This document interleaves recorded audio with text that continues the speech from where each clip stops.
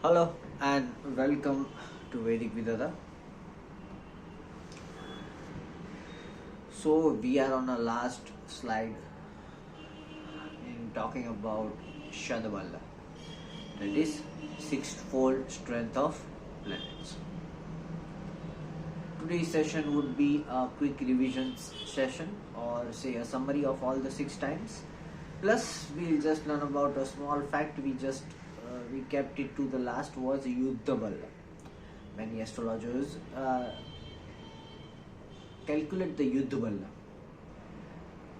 with the Sthana Bal itself. But I personally calculate all the total first, and then I calculate the Yuddha Bal over the total. Because in my sense, if a planet is in a Grah Yuddha, it is not only affecting the positional strength but all types of strengths. Say for example, you are in a fight with someone, okay, and will you say, okay, I will just use my X skills and I won't use my Y skills with that person? Not at all. Come on, damn, you are in a fight with someone, you're going to apply all your strengths. Okay, so what happens in a phenomena of Grah Yuddha? I personally, what I do is I find the total first and then find the Grah Yuddha. Usually the astrologers do like that, they find the Sthana Bal, and of the positional strength they will see the Yuddha Bal, and they will give up, they will say a saying that just because the Yuddha is because of its position, they will only fight for position. No. Once they are together in one house, even the opposite motions are to be taken in consideration. Okay, even the intensity is taken into consideration, even the aspects is taken into consideration. Come on. Okay, so if you want to be that person who is following that rules, you can turn off this video. But if you want to check my rules, see if it's right, you can go and check your astrology horoscope, apply my rules, and if it does not apply, okay, do tell me. Okay, but in my perception, I have been studying different charts for like especially for this rule, I have been studying it for like around 4 years, 5 years something, and I have seen in almost 90% of charts that if I calculate the Yuddha Bal at last, the planetary strength give me exact idea about which gemstones I need to suggest that person. Okay, so we'll just take a quick recap, and as I talked before, I took the board back for this today's session. It's very tough to install this over here, okay, right, these days.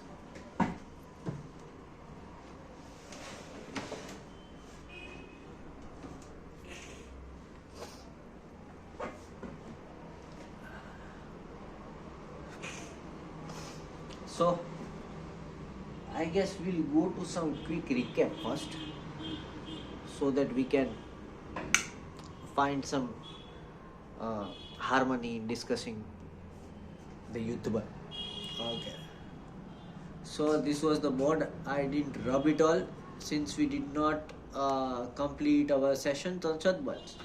So don't have anything over here. Yes. So first we talked about positional strength. Okay. After that we talked about timely strength. Right. After that we talked about directional strength, that is Dig Bal. After that we talked about permanent strength, that is Naisargik Bal.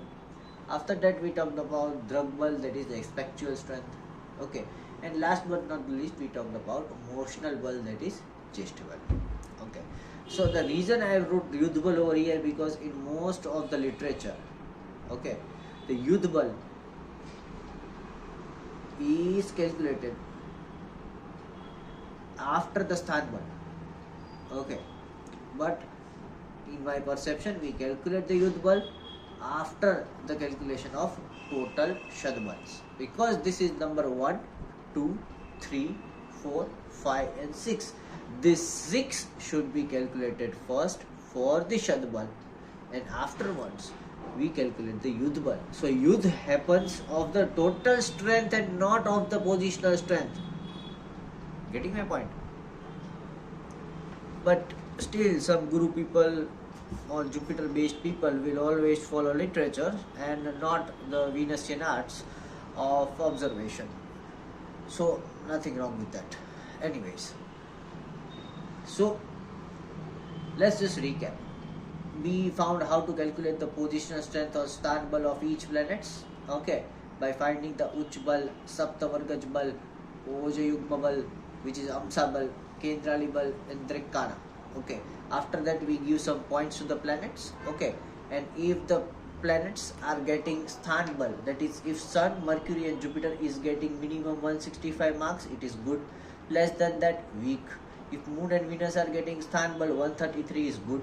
Less than that, weak. If Mars and Saturn are getting 96 marks, good. Less than that, weak. Okay, so this was the basic scale of Shad Bal, and this is how we calculate Shad Bal. In detail, check the first video in this playlist for the positional strength of Shad Bal. We know that Virupa is equals to 8 Rupa, which is nothing else but the unit of measurement of strength of planet. Okay. After that, we talked about Kal Bal, which is timely strength, on what time you are born, because of the time. Okay. So now in this also we talked about Nat Unnat Bal. Okay, what is Nat, what is Unnat? Check in the second video of this playlist. Okay, and we talked about on which timing, how much marks a planet is receiving, which planet is receiving more marks at sunrise, which planet is receiving more marks at midnight. Okay, we talked about all these things. So then we give all this type of category and we give marks along with Kal Bal. After getting the Kal Bal, you will again have to check if the planet Sun, Moon and Mercury has got minimum 50 marks in Kal Bal, it is good. Less than that, weak. Moon and Venus, if it is got 30 marks in Kal Bal, good. Less than that, weak. Mars and Saturn is got 40 marks in Kal Bal, good. Less than that, weak. Okay, so then we make a second column of Kal Bal. After that, we'll check Digbal, that is directional strength. Again, you could check the third video in order to check the Digbal. Okay, for that we have to see angular distance from the planet and the 7th house from the Digbal house. Okay, say Jupiter and Mercury has Digbal in first house, so you have to see from 7th house how many far it is. Okay, so you have to check it from the 7th house, from the Digbal house, not the Digbal house but 7th house from the Digbal house. And if that degree comes more than 180, then you have to divide it by 3. Okay, and after that all the marks you have got. If Sun, Mercury, Jupiter gets 30 marks, it is good. Less than 30, weak. Moon, Venus gets 50 marks, good. Less than 50, weak. Mars, Saturn gets 30 marks, good. Less than 30, weak. Okay, so third column was of Digbal. After that was the column of Naisargik Bal. Okay, permanent strength. We talked a lot about it, Naisargik Bal, and we talked a lot of theoretical astrology and philosophical astrology on how these strengths are, how did we get all these kinds of strength. Okay, and we also have the aspectual strength meter over here. Sun, Mercury, Jupiter 30 good, less than 30 bad. Moon, Mercury 40 good, less than 40 bad. Mars, Saturn 20 good, less than 20 bad. Okay, sorry, that was of aspectual strength. Naisargik Bal we have over here, how to measure it. Okay, and there is the permanent strength does not change. Sorry. Of the 7th house of the aspectual strength. Okay, we have a next video of aspectual strength. You can check in the playlist how the aspectual strength is got. How do we get aspectual strength? And we also have a meter over here of aspectual strength. Okay, 30, 40, 20. Sun, Mercury, Jupiter 30 good, less than 30 weak. Moon, Venus 40 good, less than 40 weak. Mars, Saturn 20 good, less than 20 weak. Okay, and last but not the least, we have Chest Bal. Okay, how to calculate Chest Bal and what are these categories in detail. Of these categories in detail we have talked about planet avasthas. check the playlist of planet avasthas, we will have details of emotional strength or chest bal. Okay, and we'll see the how these names have come and what are these. For all these things, you have to check the playlist of planet avasthas. In this, we have just given marks for calculative purposes, that for which of these avasthas how many marks are to be given. Okay, and accordingly we also have a scale for that. Sun, Mercury, Jupiter 112 marks, good, less than that, bad. Moon, Venus 100 marks, less than good, that, weak. Mars, Saturn 67 marks, less than that, weak. Okay, and after that we calculate all the 6 types: 1, 2, 3, 4, 5, 6. Sthan, Dig, Kal, Naisargik, Drag, Chest. Okay, and the total we call it as Pinda. Okay, that's why there is a philosophy of Pindadan. Okay, let's just first talk about Pindadan. Okay, and Pind. So we have a philosophy of Pind. So what is Pind? Pind is the total marks we get from all the strength of planet over here in astrology. For say Punya chakras, or if for Pitrus and our ancestors and grandfathers, we have a concept of Pindadan. Okay, now that Pind is also different from this Pind, but how do we obtain all these things? Okay, so what is the Pind actually and why these two names are connected? I'm just talking about that names. Okay, I'm not saying that from this astrology we do the Pindadan, but how it is connected. Okay, so this Pind is the total strength of planet. Okay, and the placements of planets in your chart. Planets are your karma, planets are your boundaries, planets are your fates, planets describe your life, planets describe your death, planet describes your birth, planet describe your rebirth. So each and every planets are describing something in your life. So Pind, so let's say you have Saturn debilitated and Rahu and Sun are together, and you are having some untimely death in your chart. So what happens? Then you do Pindadan for that soul. Okay, so that in the next life this does not continue with him. So Pind is nothing else but an overall measurement of one characteristics of your life. Okay, so let's say all the total of the sun is 390. Okay, so 390 is the total Pind. From that, how much you get? Getting my point? Say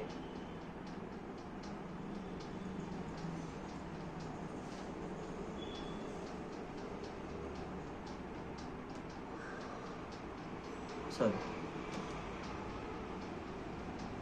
7, 4, 5, 9, 12, 8, 8, 7, 8, 1, 2, 3, 318.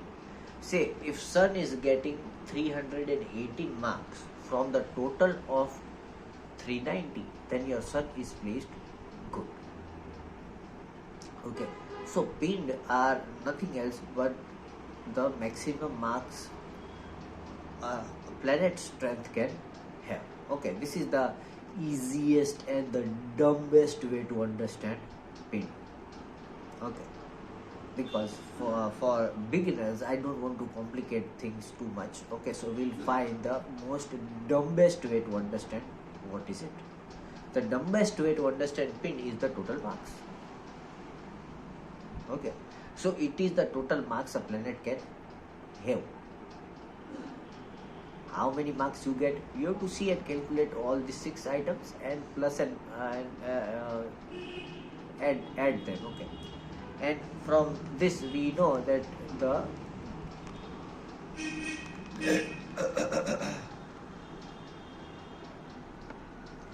from this we know that for Sun to be good we need at least these marks. Okay, so if you total these marks we will get 378 marks. So if there are Sun is having 378 marks out of 390, then your Sun is having good integrity, your Sun is having good strength overall. Okay, we are not talking about just positional, timely, directional, any. We are doing total. So after making all the 6 columns, what you will do, you will total those columns. Okay, and you will compare it with the total marks. These are the total marks. So pind is nothing else but the total marks a planet can have according to its strength of all these 6 types of strength. Okay. Now what do some people do is, in calculating this Yuddha Bal, what they do, say Sun got 165 marks and Jupiter, let's say let's say Sun got 165 marks and Venus got 133 marks. Okay, and they are sitting in the same house. So what they do, they deduct 165 from 133 and find the Yuddha Bal. Okay, that is 2, 3, that is 23 marks. Okay, they give 23 marks to Sun and 0 marks to Venus in case of Sthan Bal. But this is what I strictly prohibit. Okay, I am not saying don't calculate Yuddha Bal by deducting Sthan Bal. Don't do that. Upgrade yourself. Okay, although we are studying ancient knowledge, we need to upgrade things. Okay, because with each findings, what we have to do is we have to upgrade ourselves with each findings. Okay, let's talk about basic chemistry over here. We are not saying that our ancient civilization was not wise. Okay. Neither I am saying that I myself would be more wise than the ancient civilization. Not at all. I am just saying that even though we are studying the ancient Indian science, one must always be open to possibility of upgrade, change, evolution and transcendence. Okay, always. Getting my point? Because the entire knowledge is written through the perspective of Jupiter. So Jupiter being one of the source of astrology. Now Venus is the source of meditation. Venus is the source of healing arts, meditative arts, connecting to the universe. And I'm not saying Jupiterian arts are bad or they are below Venusian arts, but naturally if you see in the Naisargic Bal, Venus is more powerful than Jupiter. So Venus is capable to give change to Jupiter. Venus is bloody capable to bring change in Jupiter with everlasting changes in life. Art can develop knowledge. Art can develop knowledge. Okay, I'm not saying knowledge can't develop an art. This is an art which has been developed from knowledge, but even vice versa. The art can upgrade the knowledge. That is why Venus gets more marks in Naisargic strength than Jupiter. Okay, because once you start heading towards knowledge, it is important to leave a space for upgradation. જગ્યા રાખવી જોઈએ હંમેશા. don't be like a banyan tree with fixed roots, that I don't give a damn to evolutionary mind. What I will follow is just the old written rules. Okay, even the old written rules say that you always be open to exploration and innovation into astrology. Okay. So, I am very much on to this thing that always be open towards exploration. I'm not saying that, okay, find always some new things, don't follow the old ones. Follow the old ones. We get knowledge from the old ones, come on. But don't be so ruddy-chused that all what is given in the books shall only be right, and all what is being said something new may not have any foundation. Okay, this is a very bad thing. Okay, you are not giving any space to improvements in astrology, which is very wrong. Okay, and there is no age to Venus. Venus does not have an age. It's the only planet that is giving you Sanjeevani Yoga. So, art does not have an age.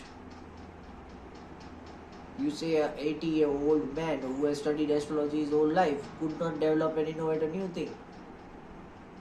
Okay, but even someone very younger to me who is studying through me and I am teaching them, and he is giving me some new doubt, and from his doubt a new innovation is made.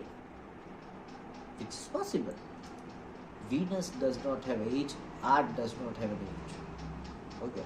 So anyways, a lot of lecture on these things to accept new things in astrology, but some people still won't, and I am not there to teach those. So again, what I am saying is, when we talk about Yuddha Bal,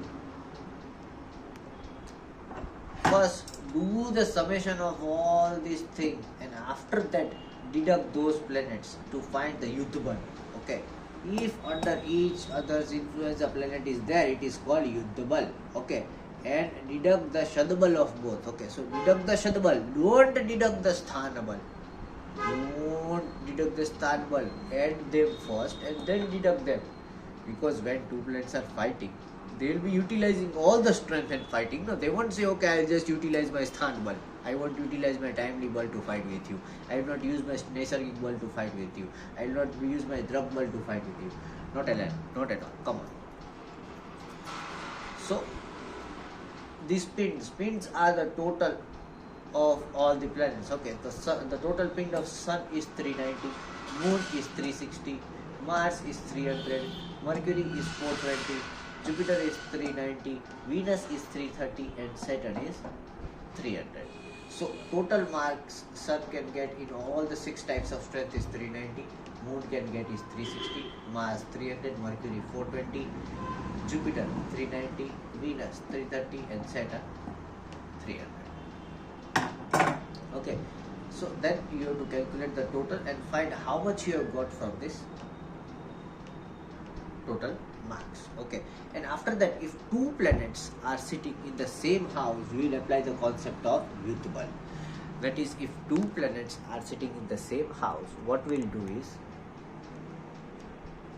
if two planets are sitting in the same house, what we'll do is, we will deduct the total Shad Bal of one planet from the another, and whichever is higher will give them marks and give 0 marks to another planets. So in the Grah Yuddha, that planet has lost. So eventually that planet does not have any strength. So let's say you have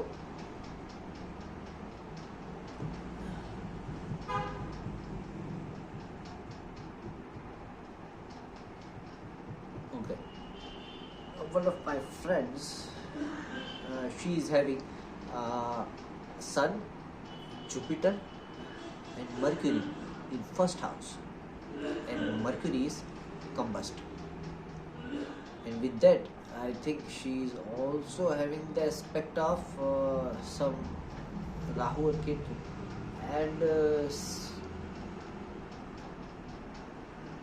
Sun is in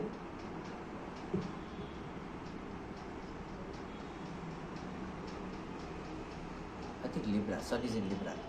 So what happens is Sun, Jupiter, Mars and Mercury. Okay, 4 planets I guess, or Sun, Mars and Mercury. I guess I don't remember, but the Mercury is combust over there. So what happens? Even though Mercury in first house is very good, Sun and Jupiter, or say Sun and Mars, is in Grah Yuddha with Mercury, and Mercury cannot handle two planets which are opposing it. So what is happening? Mercury is losing the Grah Yuddha.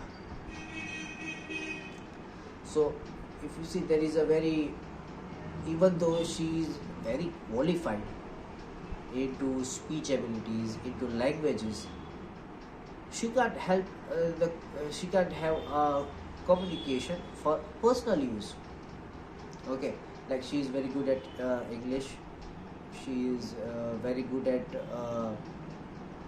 holding a conversation on messages, but when in person and when we are talking into personal lives, and when we are talking into personal expression, she cannot express positively, or she cannot express and communicate well. Okay, so why is this happening? Because even though Mercury is in a best placement in the first house with Jupiter, there is also Sun, there is also I guess Mars. So both these planets in the Grah Yuddha are making Jupiter lose. So even though she has skills, she cannot utilize it for herself, which is Lagna. Okay, she cannot utilize it for herself because in the Grah Yuddha, Jupiter is lost. So even though being the best placement, it is worthless. It does not have its own strength. It is tired of fighting. It is tired of fighting with Sun, which is her overthinking. It is tired of fighting with Jupiter, which is, I don't know, the core values, or say decision making, a long decision making process happening in the subconscious mind. She is tired of Mars, which is so much of frustration because of these two things. So the Mercury is losing. So Grah Yuddha Bal is just to make sure that which planet is losing. So if there are 2 or 3 or 4 or more conjunctions in one house, we check the Yuddha Bal. And in this Yuddha Bal, what do we see is, we'll see if the which planet is losing the war, and that planet will not give its fruitful effects. Okay, now if the planet is bad and if it's losing, we are happy that it's losing. If the planet is good and it's losing, we are sad that it's losing. Say for my example, my Mercury is in 12th house with sitting with 4 different planets, and it is losing the Grah Yuddha. But since it is in 12th house and it is losing, I want the Mercury to lose, because if the Mercury is going to win, it is going to give me very bad expenses.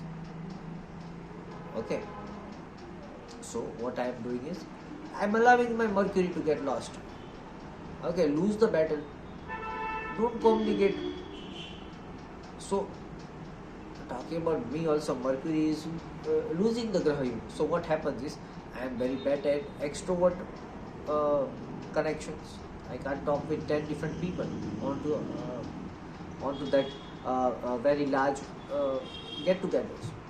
But what is happening is in return, since my Mercury is already in 12th house, so if I am going to talk about something with a group of people are always going to have their own ideologies onto it, and they are always going to contradict me. So in order to be at my peace of mind, okay, it's good that my Mercury is losing the battle, because my thoughts, my beliefs are always going to make them go wild. Like, oh my God, what the hell are you thinking? Okay, because my beliefs are on the 12th house. I have 12th house beliefs. I have 12th house faith, which is not people pleasing faith. I talk about consciousness.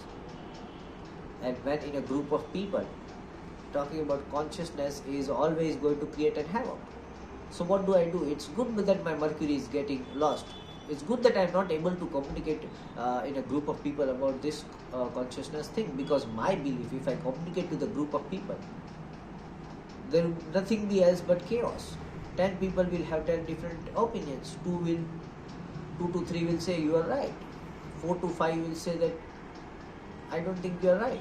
Some of them will start fighting with me. So for me, Mercury losing the battle is good for me. So why would I wear a Mercury? Okay, so it's good for me that my Mercury is losing the Grah Yuddha. Okay, so if a planet placed in a bad position, in a bad way, is losing a battle, it's good for you, dude. Don't enhance that thing. Okay, I want my Mercury to win the battle. No. Your Mercury is already not good. Why do you want it to win the battle? Okay. But if your Mercury is good and it is losing the battle, what you can do is either you can wear the Mercury, or either you can wear that Grah who is losing the war, in order to give strength to that planet, or you can suppress the planet which is say making that planet lose the war. Say Mars and Sun was afflicting Mercury, and it was saying because of Sun and Mars, Mercury was losing. So either you can wear Mercury to strengthen your Mercury so it can fight back, or what you can do is you can suppress your Mars. Okay, wear a silver ring on the thumb and wear another silver on the ring finger. So Sun and Mars both are compromised. So Mercury will shine. Or if you don't want to do these two things, just strengthen your Mercury. So Mercury will shine. Okay, but if the planet is bad, and if it's losing the Grah Yuddha in the Yuddha Bal, leave it as it is. Leave it as it is. Every time it's not necessary to take actions. Sometimes losing is better. Okay, because winning is not going to give you much. Sometimes losing is better because winning is not going to give you much. If the Pandavas would have understood this in Mahabharata, there would not be such a great war. What did they gain after Mahabharata? Nothing much. The only person who gained after Mahabharata was Krishna. He gained his ideologies. He gained the world to follow his ideologies. He could give justice to Draupadi. The only person who got gains from Mahabharata was Krishna.